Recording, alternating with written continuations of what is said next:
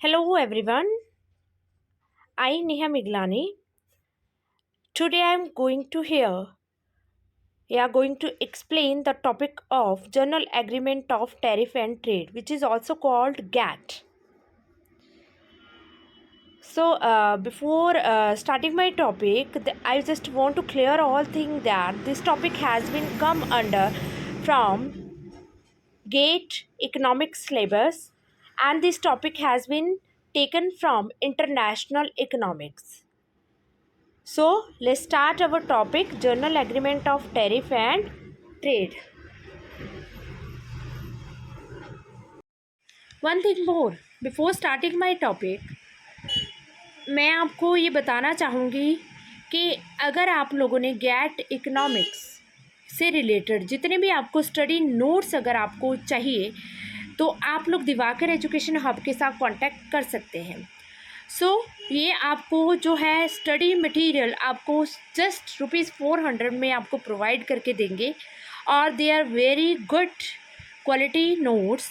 और इसके लिए आप लोग जो है कॉल या फिर व्हाट्सएप कर सकते हो इन दिए हुए नंबर्स पे। Just click on the numbers and order your study notes. Journal agreement of tariff and trade को समझने के लिए सबसे पहले हमें पुरानी स्टोरी को रिवीजन करना पड़ेगा कि पहले के टाइम पे क्या क्या हुआ था और क्या क्या हो रहा था। Globalization started blossoming in the 1890s। By the end of 19th century trade was very free. पहले टाइम पे क्या होता था कि 1890 के टाइम पे ग्लोबलाइजेशन जो है वो धीरे धीरे बढ़ रहा था और जो ट्रेड है वो इंटरनेशनल लेवल पे चला गया था। और 19th सेंचुरी के एंड तक जो जितना भी ट्रेड हो रहा था वो फ्री ऑफ कॉस्ट हो रहा था between the different types of country के बीच में। Globalization then began falling at the end of World War One। World War One के ख़त्म होने के दौरान ही जो ग्लोबलाइजेशन थी वो धीरे धीरे करके ख़त्म होनी शुरू हो गई, क्योंकि वर्ल्ड वॉर वन ने इतना ड्रास्टिक सिचुएशन अराइज कर दी थी कंट्रीज़ के बीच में कि कंट्रीज़ आपस में ट्रेड करना नहीं चाहती थी। जो कि at the beginning of 20th century का टाइम ये पीरियड था। Economic pressure pushed countries to impose trade barriers to divert national demand away from import and toward domestically produced goods. उस टाइम पे इतना इकोनॉमिक प्रेशर अराइज हो चुका था कि जितनी भी कंट्रीज थी वो ये कोशिश कर रही थी जो जितने भी ट्रेड बैरियर्स हैं उसको डाइवर्ट किया जाए, उसको ट्रेड बैरियर्स को इम्पोज किया जाए, ज़्यादा से ज़्यादा ट्रेड बैरियर लगाए जाए, रुकावटें पैदा की जाए ताकि जितनी भी नेशनल डिमांड जो हो रही थी इम्पोर्टेड गुड्स की वो goods within the country ही प्रोड्यूस की जाए। उसके बाद हमारा general agreement of trade and tariff arise हुआ। The general agreement of trade and tariff was established या first signed in 1947। General agreement of trade and tariff जो भी एग्रीमेंट था वो साइन हुआ था 1947 में। ये डिज़ाइन किया गया था काफ़ी सारी चीज़ों को ध्यान में रख के। सबसे पहली चीज़ थी to provide an international forum. ये डिज़ाइन किया था कि इंटरनेशनल फोरम एक प्रोवाइड किया जाए। Encourage free trade between member states, यहाँ जितनी भी मेंबर कंट्रीज़ हैं उनके बीच में फ्री ट्रेड बढ़ाया जाए ताकि लोग जो है आपस में ट्रेड करना शुरू करें। या फिर कुछ पॉलिसीज़ को रेगुलेट किया जाए या फिर कुछ पॉलिसीज़ को रिड्यूस किया जाए ताकि इकॉनमी में जो ट्रेड एंड टैरिफ जो गुड्स ऑफ ट्रेड्स है उसका जो टैरिफ है वो रिड्यूस हो जाए। या फिर कॉमन एक मैकेनिज्म प्रोवाइड किया जाए ताकि जितने भी ट्रेड डिस्प्यूट्स अराइज हो रहे हैं उनको ओवरकम किया जा सके। The objectives of trade GATT का क्या था? मेन ऑब्जेक्टिव या प्रियम्बल्स ऑफ गैट ये था कि reduction of the barriers to international trade. जितना भी मार्केट में इंटरनेशनल ट्रेड हो रहा है उनके जितने भी बैरियर्स हैं उनको रिड्यूस करना है। तो ट्रेड बैरियर्स जो थे वो दो तरीके के थे, एक थे टैरिफ, एक नॉन टैरिफ बैरियर्स होते थे। टैरिफ मतलब मॉनेटरी वैल्यू को चेंज कर देता था वो प्रोडक्ट की। नॉन टैरिफ बैरियर जो फिर क्वालिटी या quantity of product and services को भी चेंज कर देता था। to expand international trade by liberalizing trade and build an international trading system। तो इसमें और एक चीज़ ध्यान देने लायक थी कि भी एक्सपैंड करना है इंटरनेशनल ट्रेड को और भी लिबर्टी प्रोवाइड करनी है ट्रेड मैकेनिज्म को इंटरनेशनल लेवल पे, या फिर एडुकेट एक्सपेंशंस करनी है, इक्विटेबल एक्सपेंशन करनी है वर्ल्ड ट्रेड की और कंट्रीब्यूट करना है ताकि प्रॉस्पेरिटी ऑफ यूएस को।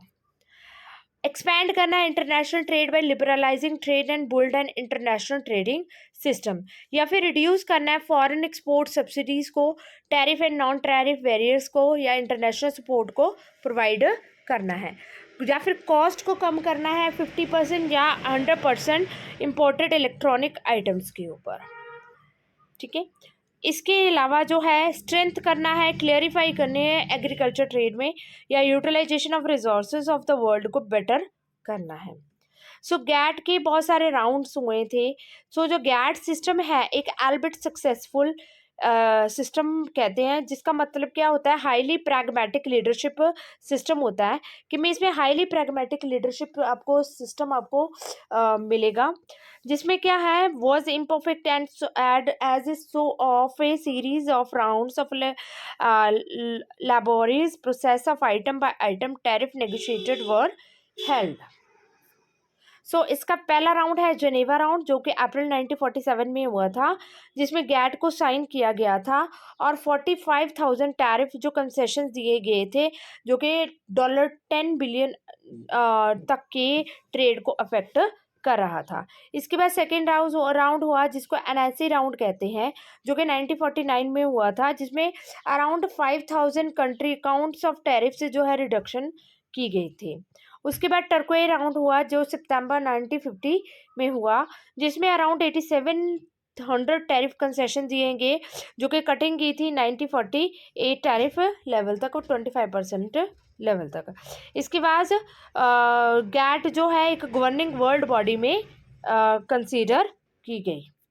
इसके अलावा जेनेवा सेकेंड राउंड हुआ जिसको जनवरी 1956 में हुआ, जिसमें $2.5 बिलियन तक की टैरिफ रिडक्शन दी गई और जापान को एज ए मेंबर कंट्री के तौर पे इंक्लूड किया गया।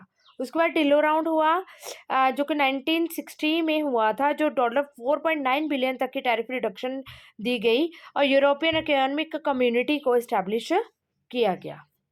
इसके बाद आए कैनेडी राउंड जो कि मई 1964 में हुआ, जिसमें पार्ट 4 ऑफ द गैट को अडॉप्शन दी गई, जिसका मतलब क्या है डेवलपमेंट कंट्रीज़ को और भी ज़्यादा रेसिप्रोकैलिटी दी गई। इसके अलावा रिडक्शन दी गई $40 बिलियन तक की टैरिफ की और अडॉप्शन दी गई एंटी डंपिंग कोड का। इसके अलावा राउंड हुआ टोक्यो का। टोक्यो में सितंबर 1973 में राउंड हुआ, जिसमें $300 बिलियन तक की टैरिफ को रिड्यूस किया गया और proliferation of non tariff barriers या वॉलंटरी एक्सपोर्ट रिस्ट्रिक्शंस की गई। इसके बाद राउंड हुआ अर्गवे राउंड हुआ जो कि सितंबर 1986 में हुआ, जिसमें agriculture, textile, clothing, service industries की एक्सटेंशन की गई और इंटेलेक्चुअल प्रॉपर्टी राइट्स को भी प्रोटेक्शन दिया गया और डिफरेंट जो भी ट्रेडिंग डिस्प्यूट हो रहे थे उसको इम्प्रूव किया गया। और एक और ख़ास चीज़ हुई इस अर्गवे राउंड में कि वर्ल्ड ट्रेड ऑर्गेनाइजेशन की इसमें इस्टेब्लिशमेंट हुई। इसके बाद दोहा राउंड हुआ जो कि नवंबर 2001 में हुआ, जो कि करंट नेगोशिएशन राउंड जो कहते हैं वर्ल्ड ट्रेड ऑर्गेनाइजेशन का।